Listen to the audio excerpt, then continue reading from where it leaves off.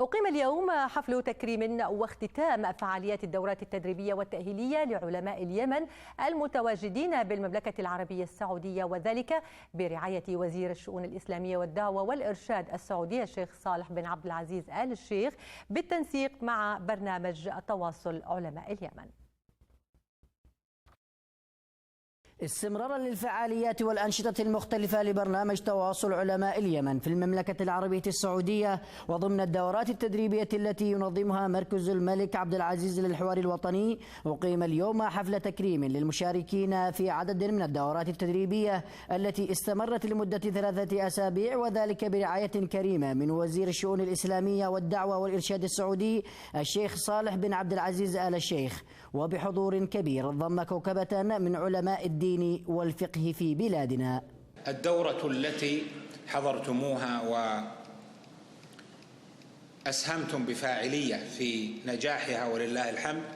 هي منطلقة في الأساس ككل قواعد هذا المركز العريق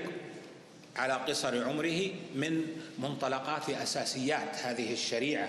وأساسيات القرآن والسنة والهدي النبوي وما كان عليه العلماء، لكن في قوالب عصرية وتختلف بحسب اختلاف الزمان والمكان.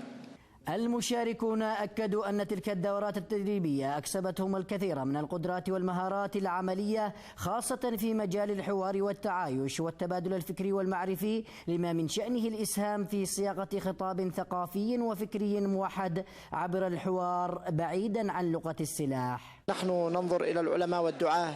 في المجتمعات أنهم أنابيب إطفاء وزوارق نجاة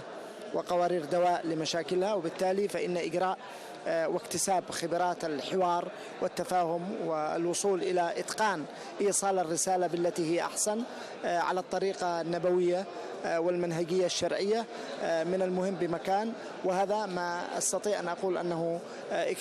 تم اكتسابه من خلال هذه الدورات وغيرها. كانت هذه الدورات التي أقامها مركز الملك عبد العزيز للحوار الوطني دورات نوعية وموفقة،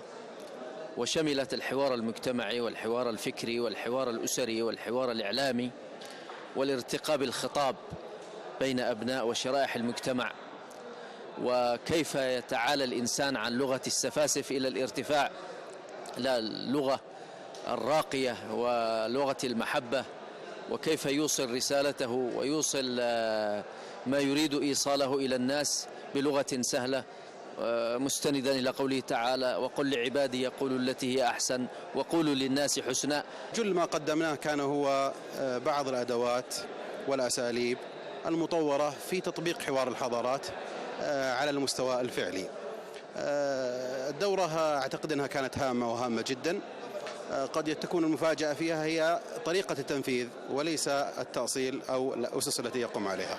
برنامج التواصل مع علماء اليمن يسعى لتحقيق وحدة الصف تجاه كل القضايا الفكرية والثقافية وتكثيف الجهود تجاه كل المواضيع التي تهدد الفكر والسلم الاجتماعي. تعزيز الوحدة الوطنية وحماية النسيج الاجتماعي من التمزق والتشرذم وترسيخ قيم الحوار والتعايش السلمي يأتي ضمن أولويات برنامج التواصل مع علماء اليمن، والذي يأتي في ظروف حرجة تمر بها بلادنا. ياسر هادي، قناة اليمن الفضائية من العاصمة السعودية الرياض.